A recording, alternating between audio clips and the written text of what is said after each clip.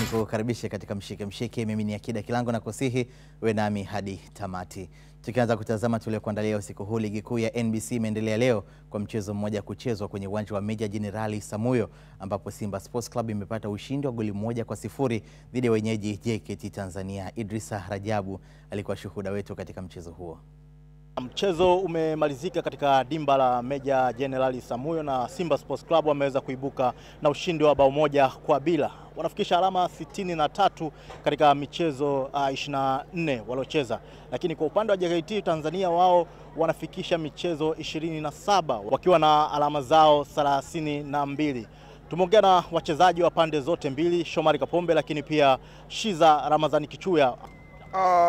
Kikubwa tulikuwa tunacheza kwa ajili ya kuweza kupata pointi 3. Plani ilikuwa kuweza kupata pointi 3, na nadhani wapinzani wetu pia waliweza kujipanga vizuri, na sisi tuliweza kufuata maelekezo ya mwalimu aloweza kutupa. Tukatengeneza chance katika kipindi cha kwanza, tukaweza kupata goli na likaweza kutufanya sisi tuwe mbele, na tukajaribu kuweza kudominate katika kipindi cha pili ili kuweza kukipa ambacho tulichokuwa nacho. Sisi tunatoka hapa, mechi ya leo tushaimaliza, tumeiweka nyuma, tunaangalia mchezo unaofuata, mchezo wa Pamba. Tunaenda kufanya maandalizi kwa ajili ya mchezo huo. Tunajua mchezo uko karibu, lakini sisi tuna kikosi kipana na kila wachezaji wako tayari kwa ajili ya kupambana kuweza kuhakikisha tunapata pointi 3 katika mchezo huo. Tumeenda kwenye plani ya mwalimu kama ambavyo walituelekeza kwenye uwanja wa mazoezi, tumefanya kwa asilimia zote, lakini dakika za mwisho kidogo tulipokuja kudelay tu ndo mistake ambayo tumeifanya moja na wao wakaitumia hiyo. Tofauti na hapo, umeona kulikuwa hamna tena nafasi nyingine zaidi ya ile ya goli, ambayo ukiangalia ni sisi wenyewe tu umakini wetu kidogo tu, baada kutoa ule umakini wenzetu wametumia hiyo nafasi. Lakini tunashukuru Mungu kwa kile ambacho matokeo ambayo tumeyapata, na mwalimu ameona jinsi gani tumepambana na ataona jinsi gani tunaenda tena kwenye uwanja mazoezi kwa ajili ya mechi inayofuata. Sasa tuna mchezo tena mwingine hapa home, kwa hiyo tunajipanga kwa ajili ya mchezo huo. Huu tayari ushapita, kwa hiyo vyovyote ushapita, huwezi tena kurudi mpaka msimu ujao. Mara baada ya mchezo huu, Simba Sports Club watashuka tena dimbani Alhamisi Mei 8 dhidi ya Pamba Jiji katika dimba la KMC Complex kuendelea kumalizia viporo vyao. Kutokea hapa katika dimba la Meja Jenerali Samuyo, mimi ni Idrisa Rajabu, Azam Sports. Na mara baada ya ripoti hiyo, sasa naungana na mchambuzi wangu hapa Andrew Kinga Mkono kwa ajili ya kuweza sasa kutazama kile ambacho kimetokea leo pale Meja Jenerali Samuyo. Karibu sana katika mshike. Asante bwana. Jisikie uko nyumbani. Asante bwana. Tulitazama dakika 90 za mchezo huu. Kwanza, kwa namna ambavyo umeweza kuzitazama, zilikuwa ni dakika 90 za aina gani? Mchezo ulikuwa mzuri na Simba ilifanikiwa kutumia madhaifu kidogo ya JKT, kwa sababu JKT leo walikuja kwa lengo la kujilinda. Hata kocha wao mwanzoni alishasema kwamba sisi tunataka tujilinde na tutatumia nafasi chache ambazo tunazopata, kwa sababu tunajua Simba wana beki nzuri na wanashambulia, lakini wana mapungufu kwenye kujilinda wakati mwingine. Kwa hiyo JKT wao walichofanya, walikaa vizuri nyuma, wakacheza mpira wao, pasi nyingi, na kosa moja najua mwanzoni walikuwa kama na tension sana. JKT ukiwaona, unaona kabisa ni watu ambao walikuwa wanataka kupambana, ndio maana kadi zilikuwa nyingi sana kwenye kipindi cha kwanza, kwa sababu unaona yani kama wana jambo fulani hivi linawasumbua.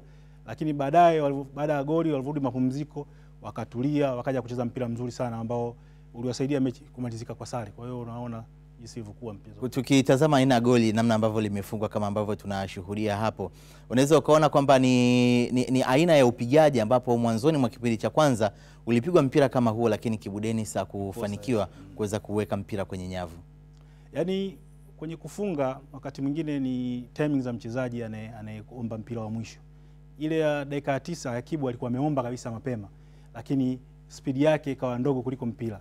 Lakini hii hapa ya Ngoma aliweza kufanikiwa kwenda na wakati inapigwa cross hapa na Mkwa, yeye akawa ameshafika golini, kwa hiyo akaigusa ikawa goli. Kwa hiyo ni movement nzuri, ni timu ambayo unaona wako pamoja, wameanza kuzoeana. Simba wanacheza vizuri, ndio inasababisha magoli kama haya yanaweza kuwa yanapatikana. Kwa namna ambavyo umeweza kutazama mchezo wenyewe, pressure unahisi ilikuwa ni kubwa kiasi gani kwa kikosi kizima cha Simba, ukizingatia kwamba mbali na kumalizia michezo yao hii ya kiporo, lakini wana mchezo mkubwa mbele yao ambao watauendea? Simba wana pressure kubwa, na unaona pressure inawapeleka hata wachezaji wanakosa umakini kiasi ambacho wanashindwa kutumia nafasi nyingi ambazo wamezipata. Simba ilipata nafasi nyingi katika mchezo huu, lakini wachezaji wake walikuwa wanakosa umakini, kwa jambo lililowafanya wamepata nafasi moja tu katika nafasi 4 ambazo walikuwa wanazipata. Amekosa Kibu, Budo amekosa. Kwa hiyo unaona kuna nafasi nyingi ambazo Simba walikuwa wanatengeneza, lakini kwa sababu ya pressure ambayo ipo, na hasa wakizingatia kwamba wana mechi nyingi back to back. Kwenye mechi hizi za back to back unazozizungumzia, unaiona nafasi ya Simba kudondosha alama, kwa sababu kwa namna moja ama nyingine pia wachezaji wanaonekana wamechoka, wakiwa pia wanaelekea mchezo mgumu dhidi ya Pamba Jiji? Na waona hivyo, kwa sababu ukiangalia hata katika mechi hii mwanzoni walianza vizuri, baadaye wakaona wakawa kama wamepoteza nguvu, na hata JKT uliona baadaye walipata nguvu zaidi. Kwa hiyo Simba kiratiba ilivyokaa ni lazima watakuwa wamechoka, kwa sababu wametoka kwenye mechi ya Stella Bruch, ilikuwa mechi ngumu sana. Kwa hiyo unakuja kwenye ligi unacheza leo, baada ya siku 2 mechi, baada ya siku 2. Kwa hiyo kama kocha alivyosema, anahitaji benchi lake la ufundi, hasa kamati ile ya madaktari, wakae wazungumze vizuri na wachezaji, wawatengeneze vizuri, kwa sababu sasa hivi unahitaji wachezaji waweze kuwa wana recover mapema mili yao kabla ya mechi inayokuja, kwa sababu mechi zinapishana siku 2, lakini ni madhara ya kutaka kutunza vipolo. Unajua unapotaka kutunza vipolo, kwa sababu unasema mimi nacheza mashindano ya kimataifa, lakini ongeza kwa wamevipunguza vipolo kwenye ratiba zao, kwa sababu mechi za kimataifa zinachezwa wiki baada ya wiki. Kwa hiyo wao wenyewe wangetumia nafasi zile za kucheza mechi katikati moja ingewasaidia, lakini sasa hivi ndio jukumu wanalipata. Kwa hiyo hata wapinzani wao kwenye mbio za ubingwa nadhani wenyewe wanashangilia, wanataka, wanaona huu mwendo kuna sehemu atadondoka, kwa sababu wameanza moja, juzi ilikuwa vurugu wakapata goli la usiku 2-1. Kwa hiyo unaona ile kasi yao na nguvu yao inaanza kupotea kidogo. Kwa hiyo tunasubiri Alhamisi na Pamba, kuna mtu atafanikiwa, ataweza kuwa contain vizuri, basi atapata kitu.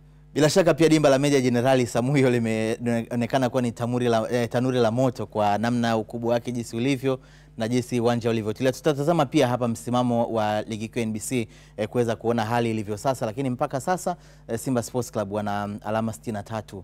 Ina maana kwamba kama wanapata ushindi katika michezo yao miwili inayofuatia, ina maana alama hizi zitafika 69, wakati wananchi wenyewe wanaongoza ligi wakiwa na alama 70. Kwa kutazama msimamo huu, kinga mkono, timu mbili za juu ziko kwenye vita yake. Sijajua unaitazama vipi hiyo? Hii ni ratiba ngumu, na ratiba ngumu kwa sababu gani? Kama Yanga atashinda mechi zake 3 zilizobakia, 4 zilizobakia, ina maana atakuwa na pointi kama akishinda 3, kwa sababu kuna moja ile haipo hapo haikuchezwa, atakuwa na 79. Na Simba akishinda mechi zake zote atakuwa na 78. Tofauti inabaki ni alama. Kwa hiyo ndio maana Simba sasa hivi lazima apigane kufa au kupona, asipoteze pointi. Lakini tuende kwenye vita pia ya vinara katika upachikaji wa mabao katika ligi kuu ya NBC, kwa sababu hapo napo kuna vita nyingine. Tulitegemea leo labda Chaza huwa angeweza kuongeza bao, lakini hali haikuwa hivyo. Tutazame sasa vita hii, tunaona msimamo huu unabaki vile vile ulivyokuwa. Yes. Na msimu naona msimu kidogo utakuwa na magoli machache kulinganisha na msimu uliopita. Ukimwangalia Aziz Ki msimu uliopita alikuwa amefunga goli 21 akiwa top scorer. Kwa hiyo namuona Mzize mechi 3 sioni kama ataweza kufunga hizo goli zaidi ya 8 ili amfikie Aziz Ki. Kwa hiyo unaona ina maana kuna ulinzi umeimarika kwenye timu zetu za ligi kuu. Ulinzi umeimarika, kwa hiyo timu ziko vizuri kwenye defense, na ndio maana unaona kunakuwa na changamoto kama hizi za mechi za magoli machache. Kwa hiyo ndio maana hata leo akuonekana JKT walitumia mbinu nzuri kumzuia asiweze kuadhuru, kwa sababu naye ni mzuri sana kwenye mipira ya adhabu. Lakini JKT leo hawakucheza faulo nyingi kwenye eneo lao la hatari. Zaidi faulo nyingi zilikuwa zinachezwa katikati ya uwanja, kiasi ambacho zilikuwa zina madhara kwao zaidi ya zile kadi tu ambazo zilikuwa zinatoa. Umezungumzia idadi ya magoli katika msimu uliopita na msimu huu hali ilivyo. Au hisi kwamba labda kwa Young Africans yawezekana ni kwa sababu kila mtu anafunga, ndio maana changamoto inakuwa hapo hivyo. Kija kwa Simba Sports Club unaweza kuona Lionel Ateba na magoli 10, Chaza huwa na magoli 12, wachezaji wengine pia wanakuwa na wasogelea. Tukija kwa Young Africans hadi katika safu ya ulinzi unaona kuna mtu ana magoli 4. Hauoni kwamba hiyo labda nayo pia inawezekana ni changamoto? Unajua kwenye timu inapotengenezwa wakati mwingine unaweza kutegemea mtu mmoja, lakini kwa timu mfumo unakulazimisha kuwa na wachezaji wengi kufunga, kwa sababu ukitegemea mchezaji mmoja ni rahisi watu kwenda kupanga mpango wakamzuia, kwa hiyo timu ikakosa matokeo. Kwa hiyo ni uzuri wa kikosi, kisha kikosi kizuri kinatengeneza magoli na mtu yote anaweza kuwa kwenye nafasi nzuri ya kufunga. Kwa hiyo ndio maana unaona msimu huu kuna magoli mengi ya watu mbalimbali. Kingine unaweza kusema washambuliaji wameshindwa kudhibitisha kubeba jukumu. Ukiangalia kama Singida wana watu wao wawili wamebeba, wamefunga almost goli goli 21 watu wawili katika goli zao 40 walizofunga msimu huu. Elvis Rupia pamoja na Jonathan Soa, watu wawili ambaye tu tusisahau kwamba Jonathan Soa ameingia katika dirisha dogo. Kwa hiyo unaona kwa hiyo hata kama baadaye kama Jonathan Soa ataweza kufikia goli 13 za Mzize, naweza nikampa mfungaji bora Jonathan Soa kwa sababu ameingia katikati ya msimu na amefunga goli nyingi kulinganisha na Mzize ambaye ameanza mwanzo wa msimu. Umeona? Kwa hiyo unaona hiyo changamoto ilipo. Kwa hiyo bado washambuliaji wana jukumu la kutumia nafasi. Nafasi zinatengenezwa, washambuliaji wanakosa. Leo umeona nafasi nyingi zimetengenezwa, wachezaji wamekosa. Kwa hiyo washambuliaji nao wana jukumu, kwa sababu ukiangalia hapa wengi ni viungo. Unaona? Wanakuja wanafunga viungo. Viungo wengi wamefunga magoli safari hii. Kwa hiyo inawafanya washambuliaji wameshindwa kutimiza majukumu, ndio maana kuna wengine wamebeba jukumu lao. Kwa hiyo kama washambuliaji wataweza kuyatimiza majukumu yao ya kufunga magoli, inakuwa rahisi. Msimu uliopita Aziz Ki alifunga sana magoli mengi ya faulo na ya mashuti ya mbali. Na msimu huu watu wamejua jinsi ya kumkabili, kwa hiyo zile nafasi hawajampa. Kwa hiyo ndio maana unaona Aziz Ki safari hii kidogo rate yake magoli imeshuka kulinganisha na msimu uliopita.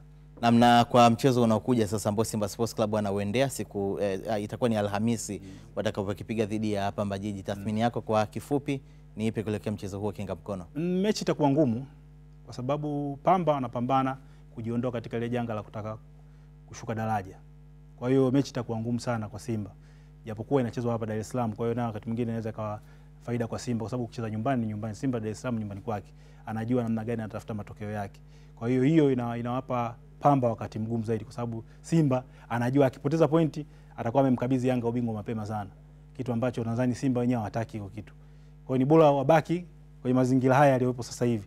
Washinde mechi zao alafu wasubiri kitachoamuliwa baadaye. Okay, pia wanasubiri kwenda kukipiga kimataifa dhidi ya RS Berkane. Nikushukuru Kinga Mkono kwa sasa, tutaungana tena hapo baadaye kwa ajili ya kuweza kutazama mengine mengi ambayo tumekuandalia hapa katika Mshike Mshike. Asante. Naam, ni mchambuzi wangu huyo Andrew Kinga Mkono, nilikuwa naye hapa kwa ajili ya kuweza kutazama kile ambacho kimejiri leo katika dimba la Meja Jenerali Samuyo. Lakini tukiendelea kutazama Mshike Mshike, mlinzi wakati wa zamani wa klabu ya Simba Fikiri Magoso aliyetengeneza heshima kubwa katika klabu hiyo ametukumbusha safari ya kihistoria ya Simba ilipofika fainali ya kombe la CAF mwaka 1993. Magoso amefungua ukurasa wa kumbukumbu akieleza changamoto na mafanikio na kipi ambacho kiliwapelekea mpaka kikagharimu na ni katika miaka zaidi ya 30 iliyopita, huku akituma ujumbe mzito kwa kikosi cha Simba kitakachocheza fainali ya kombe la shirikisho Afrika dhidi ya RS Berkane ya Morocco.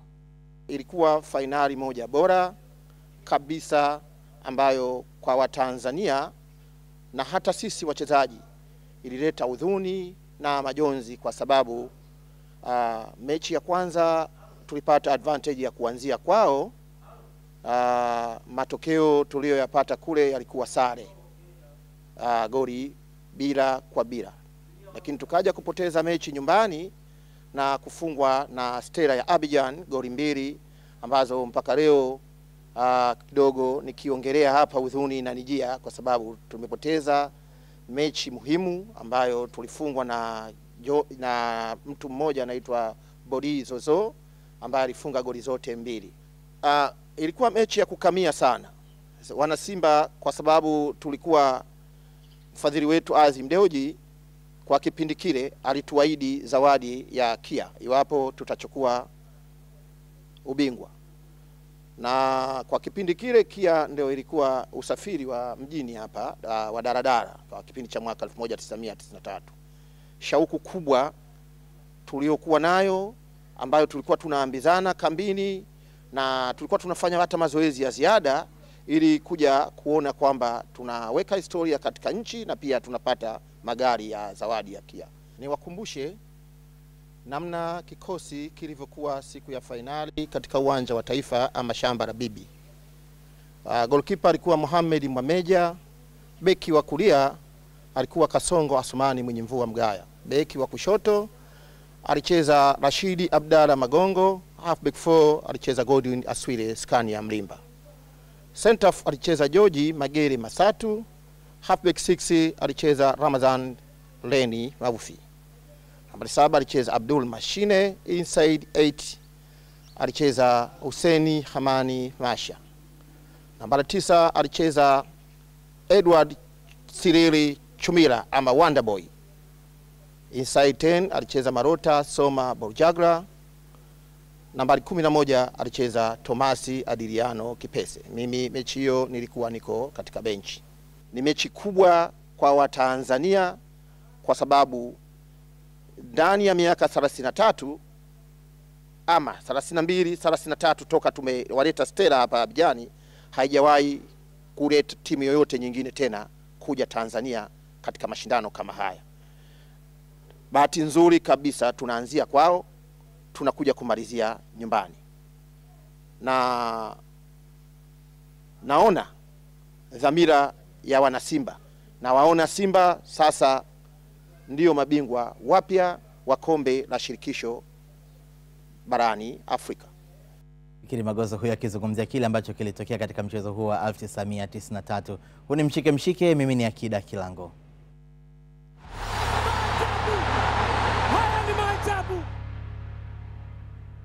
Namni kukaribishe tena katika mshike mshike, tukiwa bado tunaendelea kutazama yale ambayo tumekuandalia usiku huu, ukiwa bado upo nami Akida Kilango. Na sasa tuageukie wananchi Yanga. Mashabiki wa klabu ya Yanga wametamba kuendelea kufanya vyema katika michezo mbalimbali wanayoiendea, ikiwemo ile ya ligi kuu ya NBC pamoja na kombe la shirikisho la CRDB. Wanachama 87. Na tawi hili, zumuni ya tawi hili ni kupata wanachama 100 au mpaka zaidi ya 100. Kwa mpaka hivi sasa hivi tuna katika wanachama 87 ambao wanachama wote 87 ni hai, wana kadi. Kwa tunajitahidi kupambana tupate wanachama watimie 100 au zaidi. Kwa zumuni letu ni kuhamasisha wanachama zaidi na zaidi waliopo hapa Zavala au nje ya Zavala, ili mradi tuweze kupata wanachama 100 na zaidi kuweza kuisaidia Yanga yetu iweze kuendelea kitaifa na kimataifa. Kama ujamaa, urafiki, familia, tunatafuta wanachama kuongeza idadi na matakwa ya kikatiba ya timu yetu ya Yanga. Kwa hiyo mpaka sasa tunaomba kwa yule ambaye anahitaji kujiunga na tawi letu la Yanga, nafasi bado ipo. Tunampokea yote yule kwa Dar es Salaam, kwa Pwani, Tanga, Iringa. Na lengo ni nini? Lengo kuisaidia klabu, kwa sababu Yanga sio ya mtu mmoja, Yanga ni ya wanachama. Juhudi tulioifanya na juhudi wanaofanya wanachama wote pamoja na viongozi, naona tunasonga mbele mno.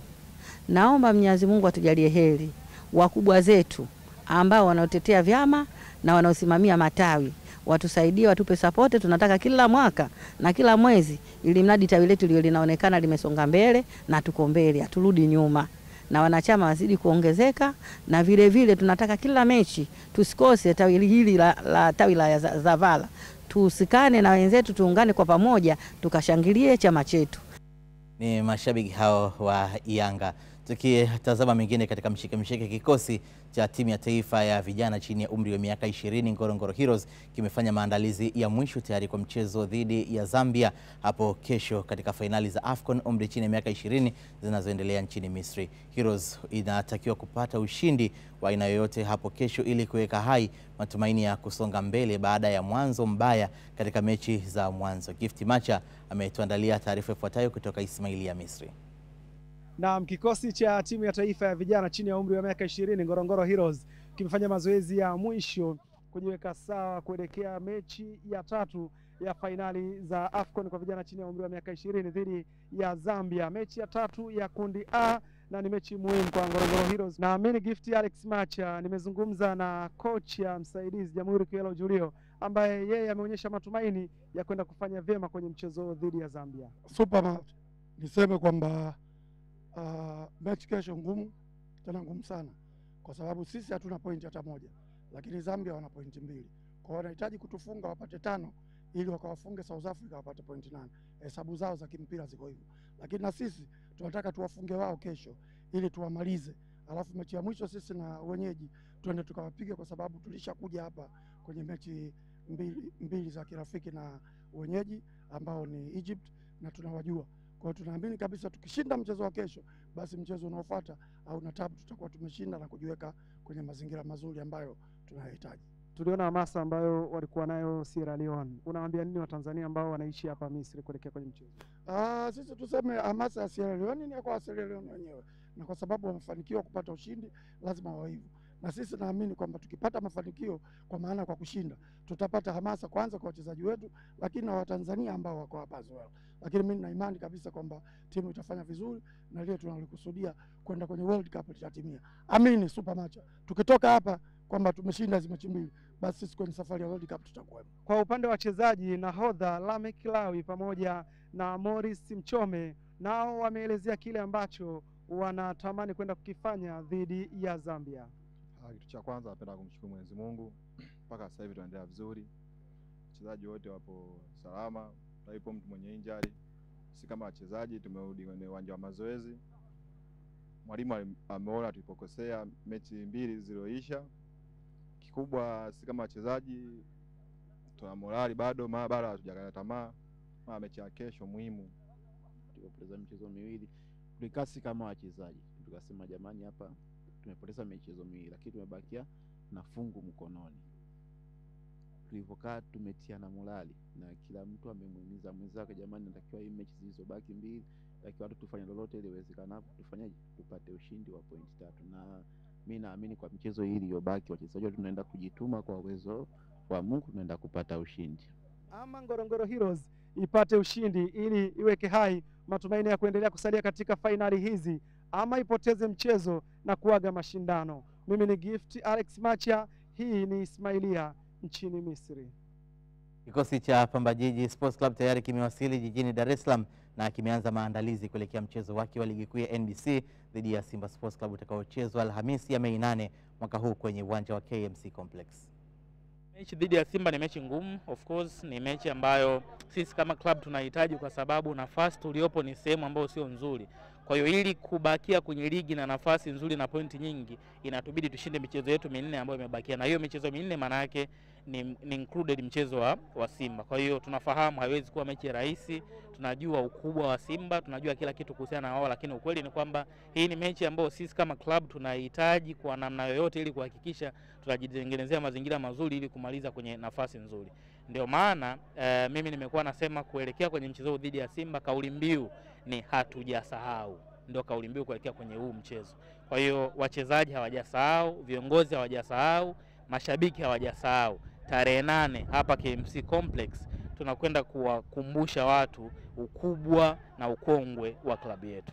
Unapocheza na timu kariba ya Simba, umakini wa kwanza ambao unatakiwa kuwa nao mkubwa ni utayari wa akili.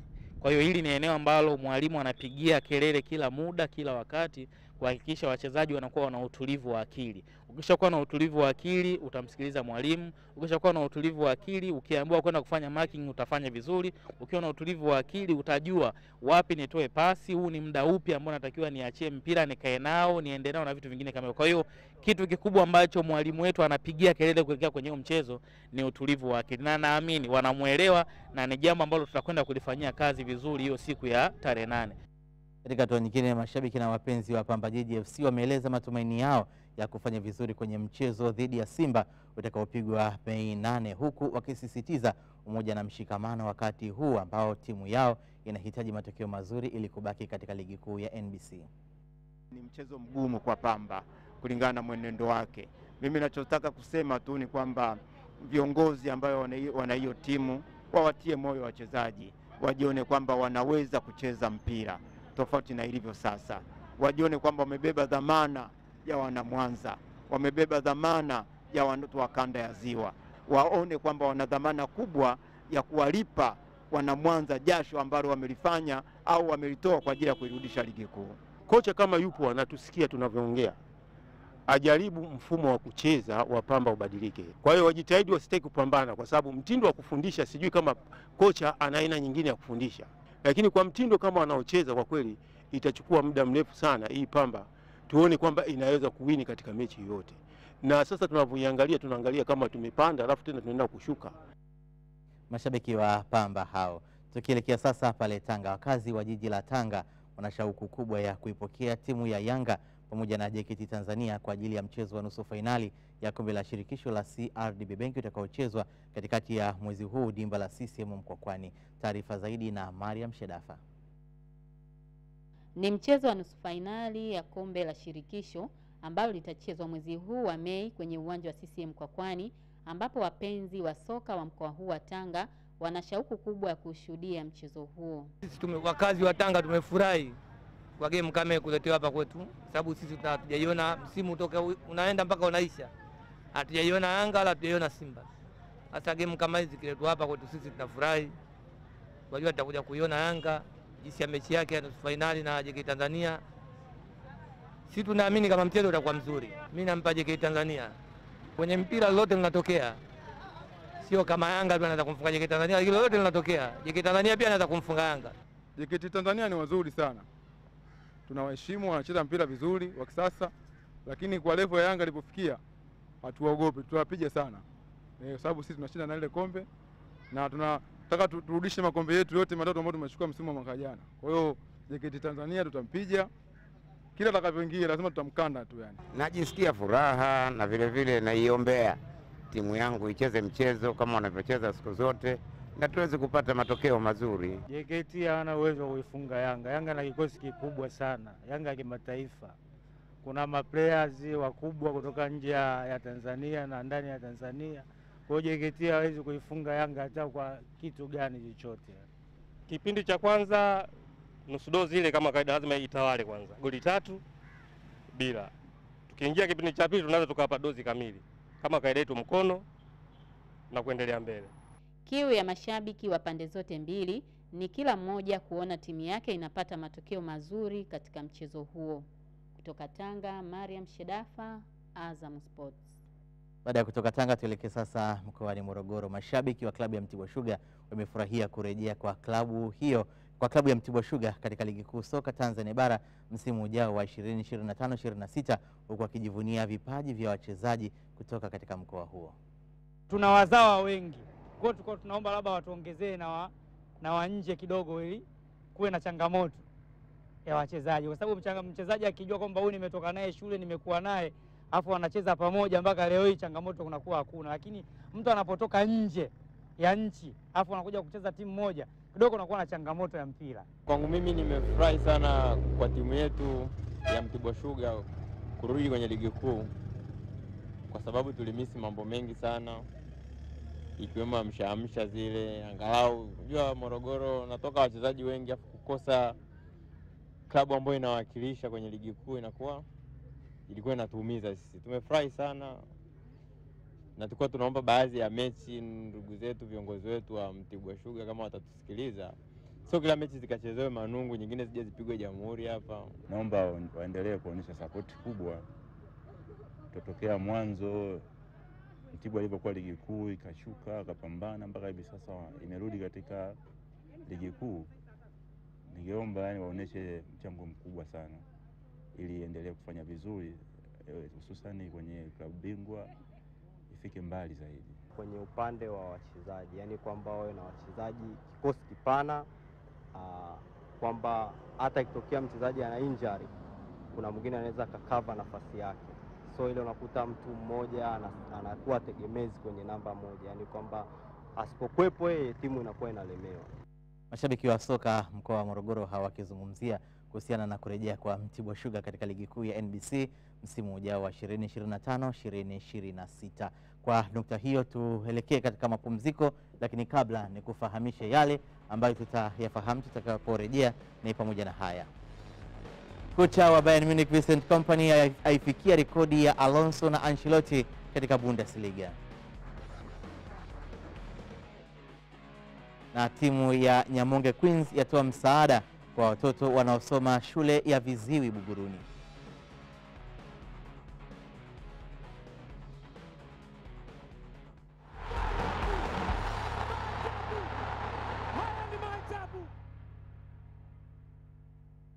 Asante kwa kuendelea kuwa nami. Huu ni Mshike, bado upo nami Akida Kilango. Naibu Waziri wa Utamaduni, Sanaa na Michezo Hamis Mwinjuma maarufu Mwanaifei amesisitiza kwamba ukarabati unaoendelea kwenye uwanja wa Benjamin Mkapa utakamilika kwa wakati ili kutoa fursa ya kufanyika kwa mchezo wa mkondo wa pili wa fainali ya Kombe la Shirikisho Afrika utakayokutanisha Simba Sports Club dhidi ya RS Berkane. Waziri Mwanaifei ametoa kauli hiyo leo bungeni jijini Dodoma wakati akijibu maswali ya nyongeza. Tumekuwa tukifanya ukarabati wa uwanja wa Benjamin Mkapa kwa zaidi ya mwaka mmoja sasa, na maeneo yote ambayo tulikuwa tunafanya ukarabati hayakuwa yakihusisha eneo la pitch. Eneo la pitch lilikarabatiwa na CAF walipokuja kuendesha mechi ya African Football League kati ya Simba na Al Ahly mwaka juzi, mwaka 2023 mwishoni, na walitupa miaka miwili kwa maandishi kwamba tunaweza kuitumia pichi ile. Kwa hiyo maeneo mengine ambayo tulikuwa tunayafanyia ukarabati yalikuwa yanahusisha viti kama anavyosema, ubao wa matangazo, mfumo wa umeme, ubadilishaji wa taa, mfumo wa hewa na mambo mengine mengi, lakini haikuwa inahusisha pichi. Sasa tumepata bahati mbaya wakati wa mechi ya Simba na Almasri, mvua kubwa ikanyesha na uwanja ukajaa maji, na serikali imechukua hatua za dharura kuhakikisha pichi ile inatengemaa kwa ajili ya mchezo wa fainali kati ya Simba na Berkane ambao utafanyika tarehe 27 ya mwezi huu wa 5. Hivi ninavyosema tumeshaajiri kampuni ya Kituruki na ipo kazini na watatukabidhi kazi yetu ile tarehe 15 ya mwezi huu, siku 12 kabla ya mechi ile. Kwa hiyo tunashughulika na jambo hili na tutaiondoa pichi nzima baada ya mashindano ya CHAN mwishoni mwa mwezi wa 8 na kuweka pichi mpya wakati huo utakapofaa, kwa vile ndivyo ambavyo tulikuwa tumeelekezwa na CAF kabla ya kupata bahati mbaya hii. Commitment ya serikali ni ile ile, kuhakikisha mechi hii ya fainali kati ya Simba na Berkane ya tarehe 27 ya mwezi huu, ambayo ni mechi ya kihistoria sana, inachezwa katika uwanja wa Benjamin Mkapa. Hatutakuwa tayari kupokea kitu chochote chini ya hapo, na kama ambavyo nimesema, serikali imefanya kila linaloweza ikiwemo kuajiri kwa dharura mkandarasi mwenye uzoefu mkubwa katika masuala ya kutengeneza pitch ili kuhakikisha uwanja ule unatengemaa. Na jana usiku mimi binafsi nilikuwa na kikao kirefu cha kwenye simu na viongozi wa CAF akiwamo Rais Daktari Motsepe ili kuhakikisha kwamba wanatusaidia na wao wenyewe wanatuletea consultant wa kimataifa kuhakikisha tunashauriwa vilivyo namna ya kutunza pichi ile. Kwa hiyo nimtoe hofu Mheshimiwa Shangazi na wapenzi wengine wa mpira wa miguu wakiwemo wapenzi wa Simba, mechi ile itachezwa pale pale na hakuna mahali inaenda, na tukio hili la kihistoria litafanyika mbele ya macho yao wakiwa wanalishuhudia. Katika hatua nyingine, naibu waziri wa utamaduni, sanaa na michezo Hamisi Mwinjuma amesema serikali inashirikiana na shirikisho la soka Tanzania TFF ili kutengeneza mazingira rafiki katika ukuzaji wa vipaji vya soka hapa nchini. Wa miundombinu ya michezo katika majiji ya Dar es Salaam, Arusha, Dodoma na visiwani Zanzibar kwa ajili ya kufanikisha mashindano ya kombe la mataifa ya Afrika AFCON 2027 yanayotarajiwa kufanyika nchini kwa kushirikiana na nchi za Kenya na Uganda. Aidha, kupitia Baraza la Michezo la Taifa na Shirikisho la Mpira wa Miguu Tanzania, tunasimamia malezi ya timu ya vijana kimkakati ili kuhakikisha tunakuwa na timu bora yenye viwango vya ushindani wa kimataifa. Baadhi ya masuala yaliyofanyika ni pamoja na kuanzisha programu za kuendeleza vipaji kwa kushirikisha timu za vijana walio chini ya miaka 17, walio chini ya miaka 23 na kutumia wachezaji wa diaspora. Mheshimiwa Mwenyekiti, mipango mingine ni kuboresha mikakati ya upatikanaji wa vifaa mbalimbali vya michezo, kuandaa benchi la ufundi lililo bora, kuandaa programu za lishe, kuandaa kambi za mazoezi ya muda mrefu, kuandaa michezo ya kirafiki ya kimataifa na kuboresha na kusimamia maslahi ya wachezaji. Serikali kupitia Shirikisho la Mpira wa Miguu Tanzania imekuwa ikiendelea kufanya scouting na kubainisha vijana ambao wana uwezo, wana vipaji vya kutosha kuchezea timu zetu mbalimbali za taifa. Na hivi ninavyojibu maswali haya hapa, TFF tayari wanao vijana takriban 150 katika kituo cha maendeleo ya michezo kule Tanga, na vijana hawa wamekusanywa kutoka maeneo mbalimbali ya mikoani ili kuhakikisha kwamba vipaji vyao sio tu vinalelewa lakini na wanakwenda shule wakitokea pale kwenye kituo chetu cha maendeleo ya mpira wa miguu Mianjani Tanga. Kocha mkuu wa Mafande Tanzania Prison Zamani Josia amesema wachezaji wa kikosi hicho wamerejea kambini baada ya kumaliza mapumziko mafupi ya siku 5 ili kumalizia michezo mitatu iliyosalia. Josia amesema kikosi hicho kinaendelea kuimarika baada ya kurejea kwa wachezaji waliokuwa majeruhi, akiamini watashinda michezo yote, na ameomba mashabiki kuendelea kuiunga mkono timu hiyo. Hali ya kikosi chetu cha Tanzania Prison kiko vizuri, na nadhani tuliwapa mapumziko takriban siku kama 5. Walirejea hiyo wiki iliyopita na tumeendelea na mazoezi na morali ya kikosi iko juu, na katika mazoezi inaonekana wameonyesha vijana wanataka. Kwa hiyo hata licha hivyo, nichukue nafasi kuwapongeza wachezaji waliopo Tanzania Prison msimu huu kwa namna ambavyo wamenichukulia na namna ambavyo wanavyo adapt mapema. Naona wana shauku ya kujifunza na kuelewa mapema, na naona wanaelewa. Nadhani ile level walionayo ya senior players na wanaithibitisha kutoka mazoezini kwa kila ambacho kila somo nalo liingiza, naona tunafanikiwa. Na jana tulikuwa na mechi ya kirafiki dhidi ya Combine hapa Mbeya, na walionyesha performance nzuri na kushinda goli 7-0, ikiwa ni sehemu pia ya maandalizi yetu kuelekea mechi yetu inayofuata ya Coastal Union. Kwa hiyo nadhani kwa hali iliyopo kikosini, kwa mazoezi ambayo tunaojipanga na kwa ugumu ambao tunaojiandaa, nadhani lengo letu ni kumaliza season vizuri. Kwa maana mechi hizi 3 zilizosalia tunataka tujitahidi tuzimalize vizuri. Hatujawa salama kama timu, bado hatuwezi kusema kwamba tumeshaepuka kushuka, lakini at least tuko katika nafasi nzuri ya kuweza kuepuka, kama si kucheza playoff maana yake tunusurike moja kwa moja. Kwa hiyo hilo ndio tunaendelea kulipambania, na hiyo inafahamika kwa kikosi chetu kizima cha Tanzania Prison. Wachezaji wanafahamu, benchi langu la ufundi linafahamu, nadhani na management pia lengo lao ni kuliweka timu katika hali nzuri ya kuweza kupambana. Kwa hiyo niweze kusema tu kwamba kwa kile kinachoendelea mazoezini kwetu, wachezaji wote wanajituma, wachezaji wote wanaonyesha kwamba wanataka kuinusuru timu, wachezaji wote wanaonyesha wanataka kushinda hizo mechi zilizoko mbele yetu. Ni mapema sana, lakini tunaendelea kuassess, lakini tunashukuru urejeo wa Meshaki Mwamita, amerejea. Benongasa alipata matatizo katika mechi iliyopita, lakini pia anaendelea kulikava. Majeruhi wa muda mrefu ni Samson Mwaituka, ndio ambaye Samson Mwaituka pamoja na Haji Musa, au ndio tunaweza tukawakosa, ni majeruhi ambao wa muda mrefu, lakini majeruhi wa hivi karibuni nadhani wote wameanza kurejea na wote wanafanya vizuri. Lakini pia nadhani kama mnavyofahamu sasa hivi tuna wigo wa kikosi ambao inatupa sisi option nzuri ya kuweza kuselect. Amani Josia huyo kocha wa maafande wa Tanzania Prisons. Ukitazama kimataifa, kocha wa Bayern Munich Vincent Kompany amekuwa kocha wa 9 kushinda taji la ubingwa wa ligi kuu ya Ujerumani maarufu kama Bundesliga, ukiwa ni msimu wake wa kwanza ndani ya ligi hiyo. Kompany ambaye ni raia wa Ubelgiji mwenye umri wa miaka 39 amefikia rekodi hiyo baada ya kuiongoza Bayern Munich kushinda taji la Bundesliga msimu huu wa 2024-25 na kuifikia rekodi ya makocha Xabi Alonso, Carlo Ancelotti na Pep Guardiola waliojiwekea hapo kabla. Vincent Kompany alijiunga na Bayern Munich na kitokea Burnley ya England, huku mpaka sasa akiwa amewaongoza vijana wake wa The Bavarians kwenye michezo 32 na kukusanya alama 76, huku michezo miwili ikiwa imesalia kumalizika kwa ligi ya Bundesliga katika msimu huu wa 2024-25. Na ushindi wa msimu huu kama si Bayer Leverkusen kutoa sare, basi lile la kutangaza ubingwa likikuwa bado, kwa sababu katika mchezo wa Jumamosi ambao pia tulionyesha mubashara kupitia Azam TV, walibanwa mbavu na kutoka sare ya mabao 3-3. Na msimamo ndio huu. Hapa tunatazama namna ambavyo ligi kuu ya Ujerumani imekuwa ikienda. Katika msimu huu wa 2024-25 tunaona kinga mkono imeilazimu kuchezwa mizunguko 32 ili Bayern kuweza kufikisha alama 76 ambazo haziwezi kufikia na Bayer Leverkusen. Hapa ndipo tunakuja kutazama kile ambacho nilikuwa nakizungumza. Kwa sababu kilichomgharimu Bayer Leverkusen msimu huu ni hizo sare. Sare 11 ni nyingi sana. Kwa hiyo kitu ambacho Bayern msimu uliopita alipoteza, kwa hiyo amejua changamoto ziko wapi. Kompany amekuja ameleta kitu kipya. Kwa hiyo kitu kipya ndio hicho amefanikiwa, ameshinda mechi zake nyingi 23 na sare chache hizo. Kwa hiyo kwenye mashindano sasa hivi kwenye ligi ni bora ushinde. Kwenye ligi ni bora ushinde kuliko kutoa sare au ufungwe. Kwa hiyo ukifungwa ni afadhali kuliko ukitoa sare. Kwa hiyo ukitoa sare nyingi zinakushambulia wewe, unajikuta. Turejee katika msimu wa nyuma yake, msimu wa 2023-2024, unaweza kuona kwamba Bayer Leverkusen mambo yale yaliyoendea uzuri, kwa sababu walitangaza ubingwa wakiwa na alama 79 katika michezo 29 tu, wakati Bayern Munich wao msimu huu walidondokea pua.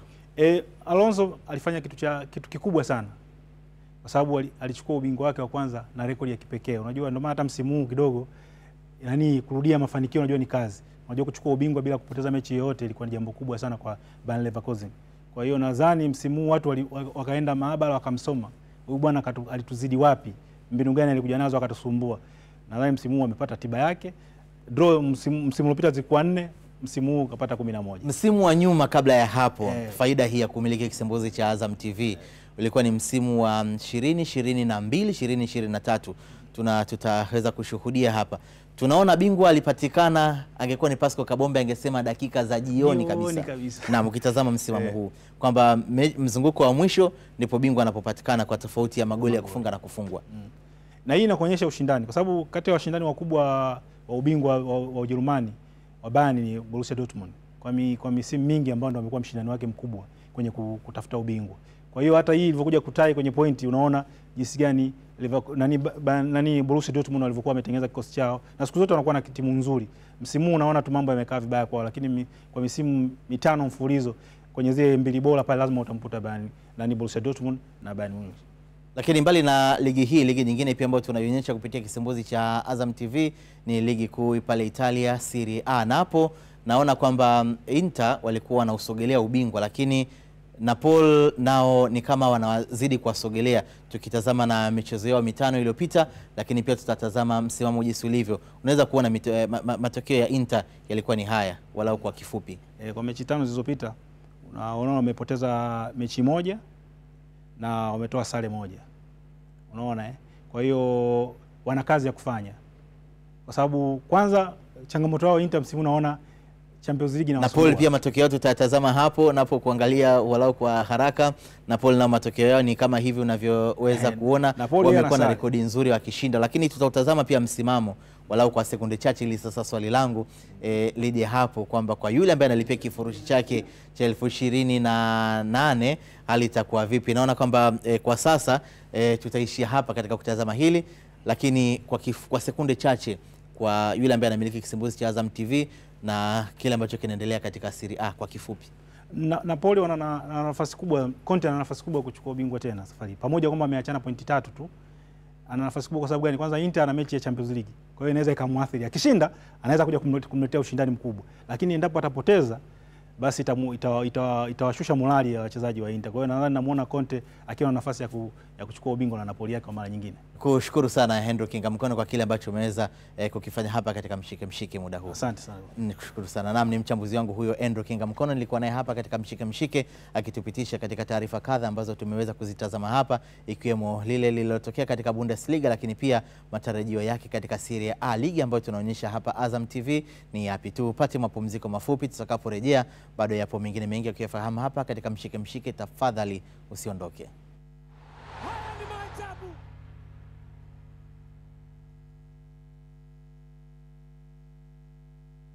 Karibu tena katika mshike. Timu ya Nyamonge Queens imetoa msaada wa vifaa mbalimbali kwa watoto wenye uhitaji wanaosoma shule ya Buguruni Viziwi iliyopo Buguruni Malapa jijini Dar es Salaam. Hassan Hemedi Mvula ametuandalia taarifa ifuatayo.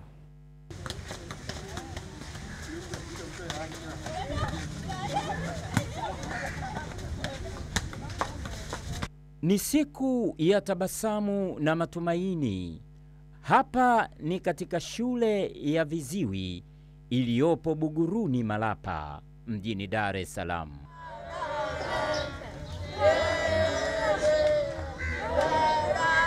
Msaada unakwenda mbali zaidi na kugusa mioyo ya vijana hawa, bali unaleta mwanga na matumaini. Nashukuru sana Nyamonge Queens kwa msaada waliotuletea. Mungu awabariki sana kwa ushirikiano wao, na tunaomba waendelee kushirikiana na sisi, wasichoke. Katika tukio hili maalum, mratibu wa Nyamonge Queens, Happiness Mgala, anaeleza kilichowasukuma kuwafikia watoto hawa wenye uhitaji. Sisi kama Nyamonge Queens tumekuja kuwatembelea watoto wenye uhitaji hapa Buguruni siku ya leo. Watoto wenye uhitaji hao tumekuja kuwatembelea, tumewaletea baadhi ya vitu ambavyo tumejaliwa na Mwenyezi Mungu siku ya leo. Vitu ambavyo tumejaliwa kwa siku ya leo na Mwenyezi Mungu ni kama hivi mnavyoona, ndugu waandishi. Karibuni sana Nyamonge Sports, karibuni sana. Tunashukuru kwa hiyo. Pia tunahamasisha na wengine ambao mtaguswa kwa namna moja nyingine, tuwe tunashirikiana na kuwaletea chochote tutakachokuwa tumejaliwa katika kuwafanya wasijisikie wanyonge na wasione kama wako peke yao.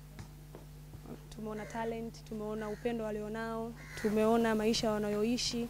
Tunaomba Watanzania wote, kwa yote atakayeguswa kwa upande wowote kwenye elimu, michezo, whatever utakachojaliwa, unaweza kuja kutembelea hapa na kuwasupport. Kama tunavyowaona wana furaha tu muda wote, so kama kuna chochote ambacho tunaweza tukakiongezea kuzidisha furaha yao na kuendelea kuiweka amani yao izidi kuwa sawa, let's show up, tuungane nao, tukae nao, yani na hisi tutajifunza vitu vingi pia kutokea kwao. Na kwa upande wa watoto walionufaika, wakizungumza kwa lugha ya alama na kutafsiriwa na mkalimani, furaha na shukurani zao zinajieleza wazi kupitia maneno yao, wakisifu upendo na msaada walioupata kutoka kwa Nyamonge Queens. Tunashukuru sana kwa kutusaidia, umetupa upendo na moyo mzuri. Vilevile tunawashukuru wageni wetu. Vitu vingine ambavyo tunaomba mtusaidie ni kama viwanja vyetu ni vibovu. Mwenyezi Mungu awabariki sana na awe nanyi siku zote za maisha yenu. Kwa zawadi hizi mtabarikiwa sana katika kazi zenu na familia zenu. Asanteni sana Nyamonge Queens. Hassan Mvula, Azam Sports, Dar es Salaam.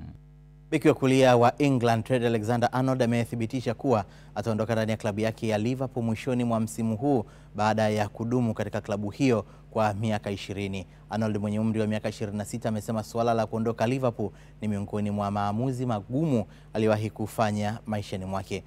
Tuelekee sasa katika ligi ya mpira wa kikapu Marekani NBA. Burudani ya ligi kuu ya mpira wa kikapu Marekani NBA imeendelea alfajiri ya leo kwa michezo miwili kuchezwa, huku mmoja ukiwa ni wa nusu fainali ya ukanda wa Mashariki. Ramadhani Ngoda ana taarifa kamili. Mchezo wa kwanza ni ule ulioshuhudia mshangao kwa wababe ukanda wa Mashariki Cleveland Cavaliers waliopoteza wakiwa nyumbani Rocket Mortgage Fieldhouse, Cleveland, Ohio kwa points 121 kwa 112 na Indiana Pacers. Licha ya pointi 33 za Donovan Mitchell na 20 za Evan Mobley, Cavs hawakuweza kufua dafu mbele ya Pacers waliokuwa bora hasa kwenye robo ya kwanza na ya 4 ya mchezo huo wa nusu fainali ya kwanza ya ukanda wa Mashariki. Pacers walianza vizuri robo ya kwanza kwa kufunga pointi 36 na pointi 28 kwenye robo ya pili, hivyo kuongoza katika nusu ya kwanza ya mchezo huo kwa pointi 64 kwa 58. Tukiachana na mchezo huo, kwenye dimba la Toyota Center, Houston, Texas, kulikuwa na vita ya kuisaka nusu fainali kati ya Golden State Warriors na Houston Rockets. Mchezo huo wa 7 ukamalizika kwa Warriors kushinda kwa pointi 103 kwa 89, huku kazi kubwa ikifanywa na Buddy Hield aliyefunga pointi 33 na Steph Curry aliyefunga pointi 22 kwa Warriors, ambao rasmi wamekata tiketi ya nusu fainali ya ukanda wa Magharibi. Mchezaji wa timu ya vijana chini ya miaka 20 ya JKT Tanzania Elisha John ameandaa mechi ya hisani ya kudumisha amani itakayozikutanisha Omena FC dhidi ya Bende Boys Juni 16 mwaka huu kwenye uwanja wa Nelson Mandela Sumbawanga. Lengo la kufanya mechi hii ni kuwagusa wale watu wenye uhitaji, kwa sababu kuna wenzetu wenye uhitaji kwenye jamii wanashindwa kukidhi mahitaji yao, wengine wanakosa mavazi. Kwa hiyo mechi hii ni kuwaendea wao ili na wenyewe wapate furaha na kufarijika kwamba kuna watu ambao wanawajali. Hivyo nilikuwa naomba support ya wadau mbalimbali, taasisi, makampuni waweze kunisupport kwa kunidhamini. Namna kwa taarifa hiyo tunafika tamati katika mshike, lakini si vibaya nikakukumbusha miongoni mwa yale ambayo tulikuwa nayo usiku huu. Kiungo Fabrice Ngoma haiongoza Simba kuibamiza JKT Tanzania mchezo wa ligi kuu ya NBC. Finali ya kombe la shirikisho Afrika, Simba dhidi ya RS Berkane kupigwa uwanja wa Benjamin Mkapa. Na kocha wa FC Bayern Munich Vincent Kompany haifikia rekodi ya Alonso na Ancelotti katika Bundesliga. Kufika hapo hakuna la ziada katika mshike. Kwa niaba ya timu nzima iliyoshiriki kukuandalia, mimi ni Akida Kilango nikutakie uwe na usiku mwema.